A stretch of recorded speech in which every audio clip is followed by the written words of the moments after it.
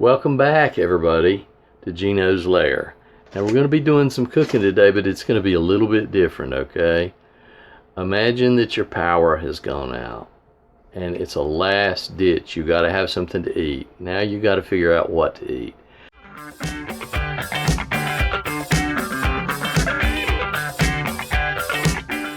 So what we're going to do is we're going to take things that we do have in an emergency situation, like the refrigerator, leftovers. So we're gonna, before anything in the refrigerator has time to rot or anything like that, because you don't know how long the power is gonna be out, right?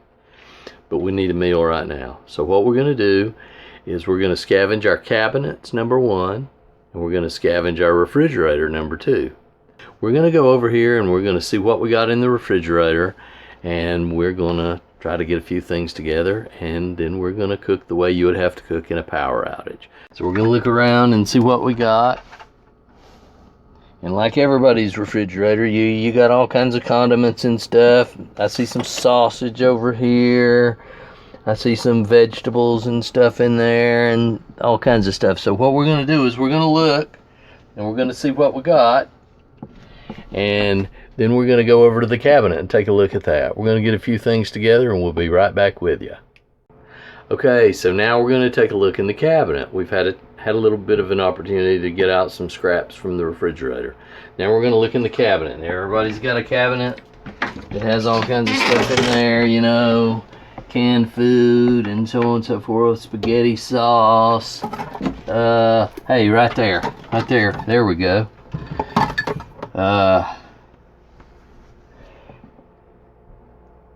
Chunk white chicken. I have an idea of what we're going to do. Okay, yeah, it may not be everybody's favorite, but how about some vegetable soup? I found some vegetables in the refrigerator that are already cooked and ready to go, so it's going to be really quick. So I think what I'll do is I'll take some onion, chop it up. I've always got some onion on hand.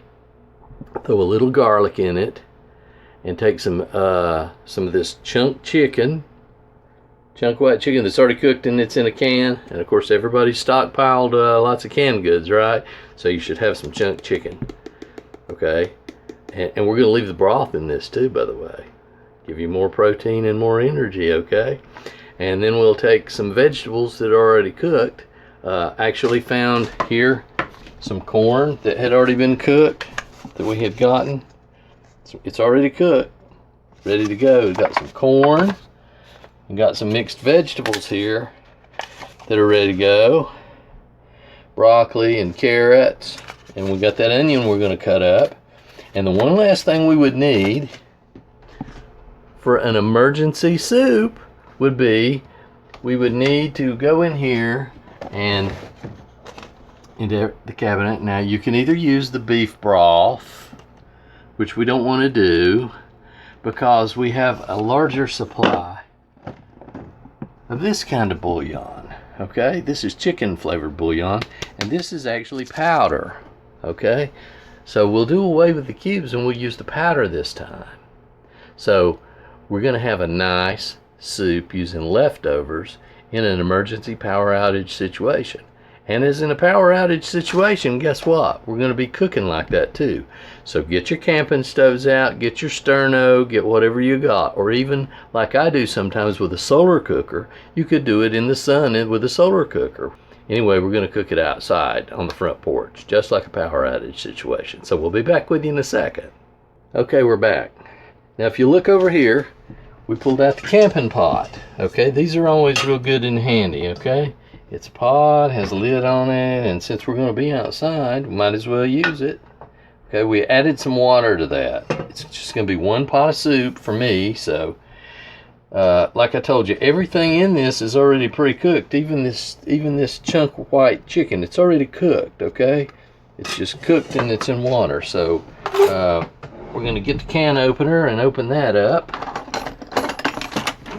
Like I said, we're going to dump it in there. That will add extra broth to the soup.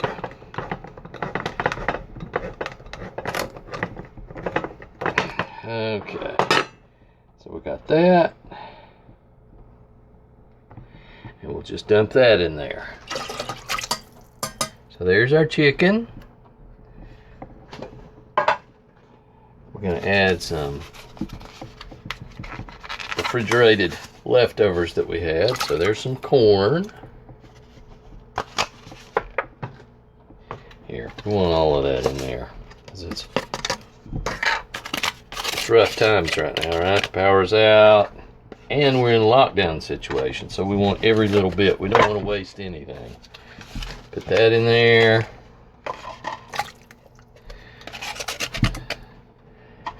So we're putting some vegetables in, so it's going to be a vegetable and chicken soup.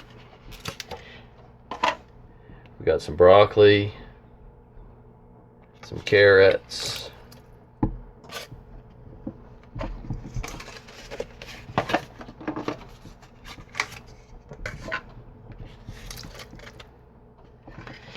all we really want to do is bring this up to a simmer, since everything's already cooked. There's cauliflower in there too, so we got lots of vegetables. Okay, then we want to add some of our broth mix or bouillon powder.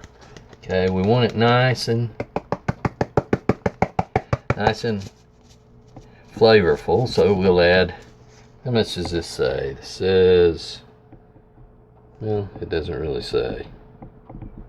Oh well. 1 teaspoon into 1 cup of water. So we got about 3 cups, so we need about 3 teaspoons in there.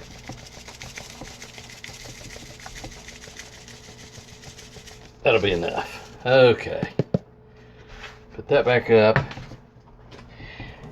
And as I said before, we're going to put some fresh onion in there. We're going to chop it very, very fine so it doesn't have to cook long. All we really want to do is bring this up to a really high heat and a boil to knock any bacteria off of it that might have been in there in the refrigerator if it sat for a few days. So we'll do that. We'll be right back with, oh, we're also going to put some garlic in there. Forgot about that. So be back with you in a minute. Okay, we're back. Now we've gotten a few things together here. We've got my garlic press. We've got some onion chopped finely. So the first thing we're going to do is we're going to go over here and we're going to add the garlic. Whoop. So there we go. I'm going to add about 3 cloves of garlic. I love my food garlicky, as some of you know. Pull that one out.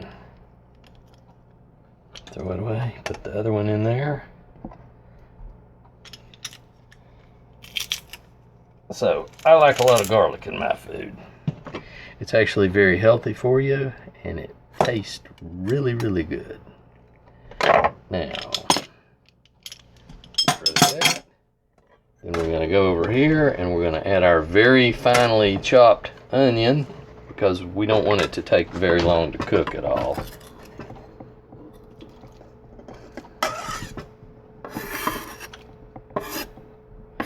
And we'll worry about the cleanup on all this later, right? Okay. Then the only other thing we might need is to stir it up a little bit and get an idea of how it's going to taste. It's not going to be so wonderful right now, but we want to get the flavoring right. So let's kind of see what it needs.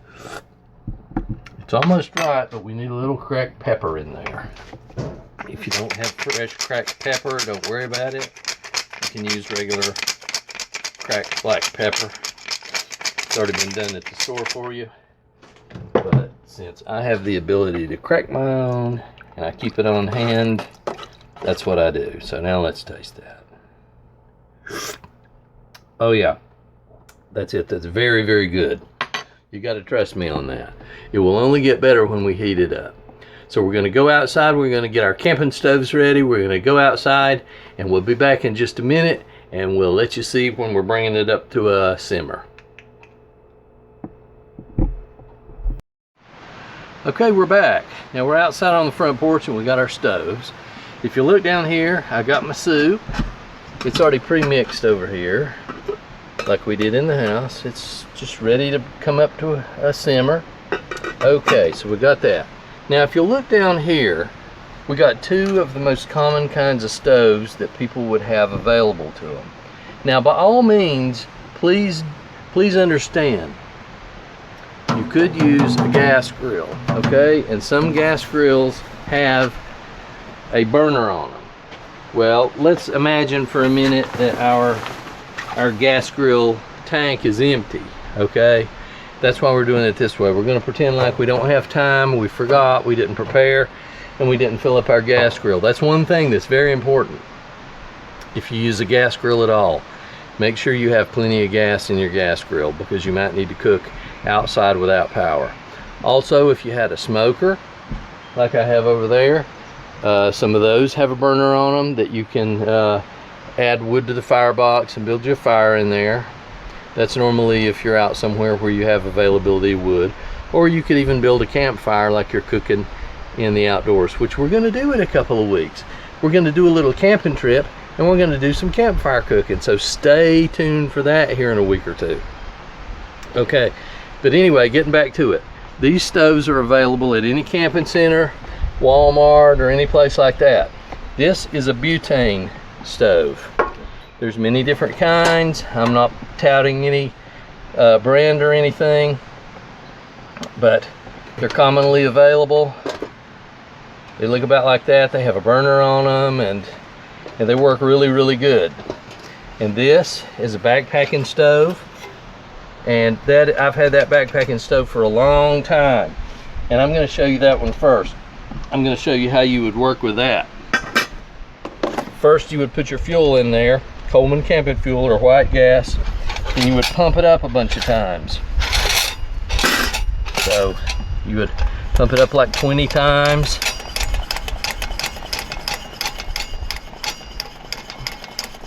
Maybe even more. Depends on how low it is. I just put a little bit in there. So it's just got a little bit of fuel in there. And then you would turn it over here.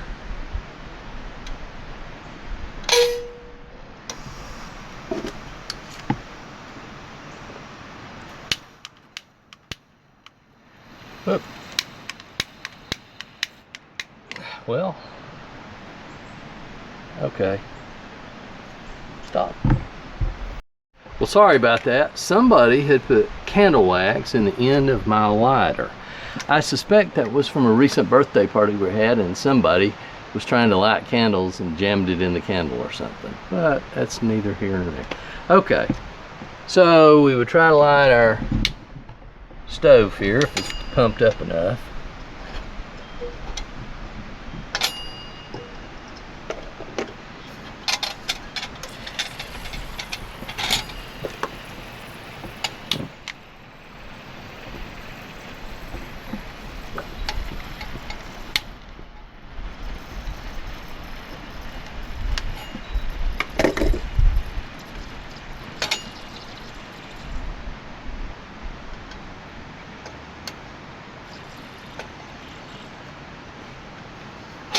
Well,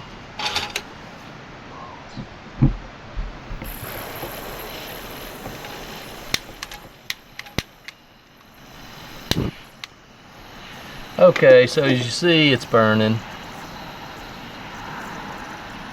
And what would happen here is that would continue to burn like that.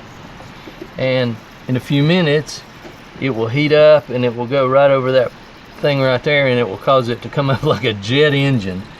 But for today's cooking show, we're not going to be doing that. So we'll just turn this off, and we're going to use the butane cooker.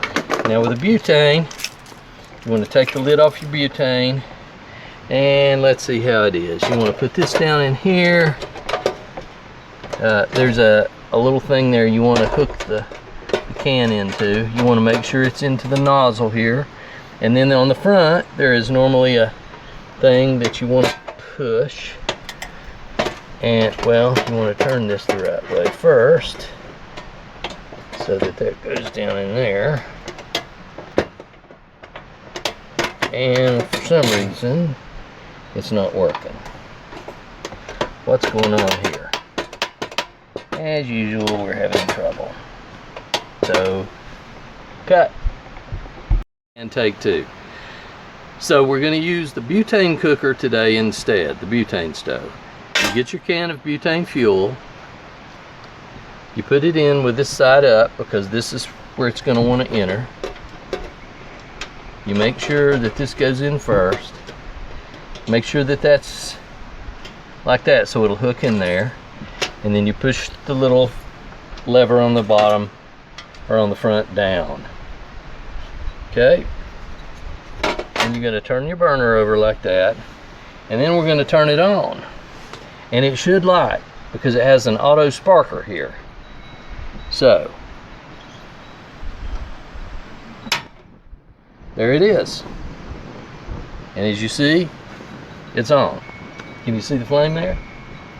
If you zoom in, you see the flame. It's very, very hot.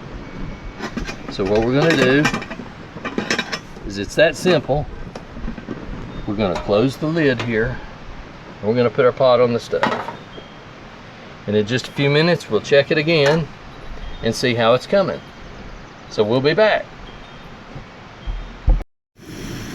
Okay, now as you see there, you got to do regular maintenance on your cooking equipment. If you do camping or backpacking or anything, you know that. I haven't used this in a long time, but as you see there, it's going. It just needed a little oil on the pressure pump.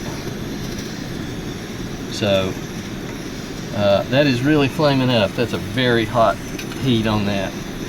I love my backpacking stove. I've had this thing 30 years or so. And you can turn your heat down. We're just going to turn it off since we're not using that one. But I did want to show you that. And we'll come over here and we'll check and see if our stuff is heated up yet.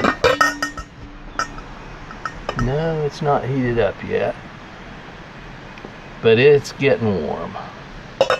So it may take a few minutes, but if the power's off, it's not going to matter if it's a few minutes as long as it's not a few days.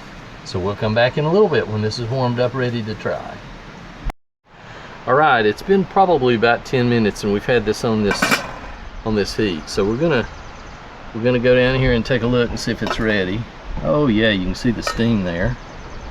Now it's not boiling, but if you look in there, take a look in there. You got plenty of vegetables and you got meat in there. So we're gonna just give this a taste and see how it is. Better blow it because it's gonna be very hot.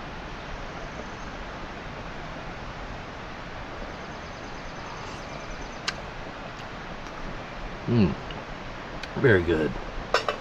Now this is not your typical ramen that you've seen me doing in survival situations. This is a homemade soup from scratch, but using materials that were left over in the refrigerator. So what we're going to do, this needs a little bit of salt if you ask me. So we're going to take this, go in the house, we're going to plate it up, we're going to add a little bit of salt, and we're going to see how it is then. And I don't think it's going to be bad for a meal made from grocery store refrigerated leftovers. So we'll be back with you in a minute. All right, thank goodness the camera was off when I got ready to bring it in and you didn't get to see me cry like a baby. Anyway, I burned the heck out of my fingers because I forgot one of my own safety rules. Wear an oven mitt or something like that when you pick up a hot handle. The handle that was hanging down on the back of that hangs on a hook normally, or that you pick it up by, was blazing hot on that butane heat. So I burned 3 of my fingers when I went to grab it. Now, I keep these things on hand. I make my own CBD oil. So I put CBD oil on it first, and I'm going to rub that in to the burn. Okay? I've already run it under cold water immediately. Now, some of you are saying, Gino, CBD oil will take a long time to soak into the skin. And it will. And that's where the burn is.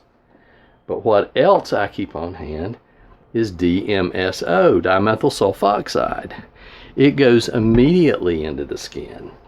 So what I'm going to do is use this What you don't know is that DMSO is what they use in some of those nicotine patches and stuff to take the nicotine directly through your skin transdermally. I'm going to put a little DMSO on the burns with the CBD oil, using different fingers here to get it. I don't want to contaminate the bottle. And what that's going to do, I can feel it right now.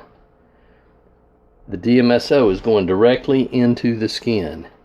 That will take the CBD oil directly into the skin. So, hopefully by tomorrow, this burn will be gone, or at least it won't be hurting like it's hurting now. It's very bad pain, okay? That was a very bad burn. You can't see it right here because I refrigerated it under ice cold water immediately. And I have put these oils on it. So in a minute, I'm going to go out there with a hot pad or an oven mitt, and I'm going to retrieve the soup, which is still going to be good no matter whether my finger's burning or not. And we're going to give it a taste after we had just a little pinch of salt. So we'll be back with you. Okay, we're back in the kitchen. And boy, pain's actually starting to go away from that. Thank goodness. That was a pretty bad, intense, painful burn.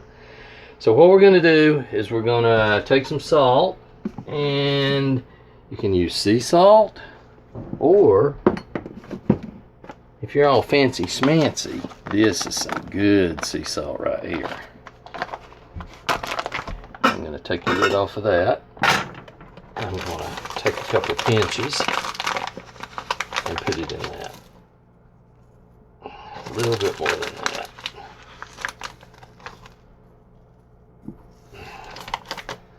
Okay, stir it up and see where our seasoning is now. Now we're wanting to eat better than we would in an absolute emergency. And if the power is off, I'd say that's a fairly intense emergency. So let's give this a taste.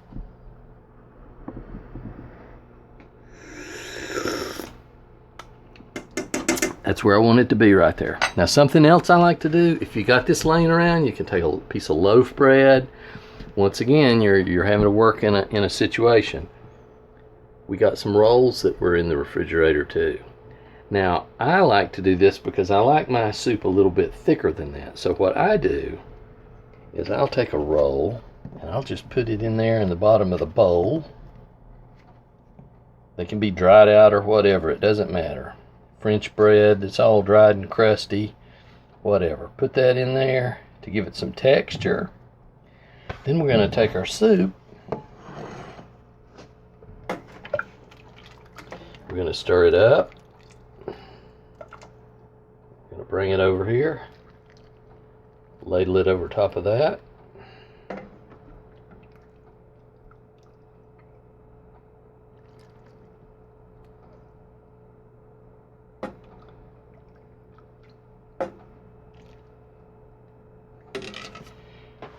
And now, I might take another fresh crack of black pepper and put on that, just to kick it up a tiny bit. Now we're going to taste it and see. We're going to see if it was worth it.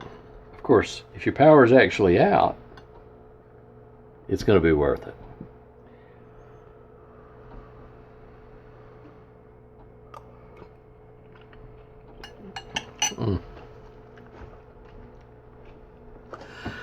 Oh, very good. And just remember, all these vegetables and even the chicken was cooked already. The canned chicken was cooked in the factory. All you had to do is heat it up. We just brought these items together, put in some water, and brought it to a nice simmer. And we have infused all the flavors of all the vegetables and the meat together into a wonderful soup. That was absolutely fantastic. And my little hint there, if you have any dried bread or bread that's getting ready to go bad, or just some leftover bread in the refrigerator, rip that apart, put it in the bottom to give it some extra texture, and that will thicken your soup up for you. So until next time. Now don't forget, you got to stay tuned with us, because next time we're going to be going on a camping trip and cooking out over the campfire. And maybe in my backpacking stove too. So anyway, stay with us. And if you got anything out of what we said or did today, hit that like, subscribe, ring the bell, tell all your friends. Let's get some new users to the channel, okay? Pass it along. I'm really trying to help. And in this time when we're all being locked down and have nothing better to do, stay safe, keep your heart about you, and keep your head about you. You really, really, really want to keep your mind going. We're all stuck at home except for required personnel out in the society. So stay home, be good, stay out of trouble, and do some cooking. And we'll see you next time.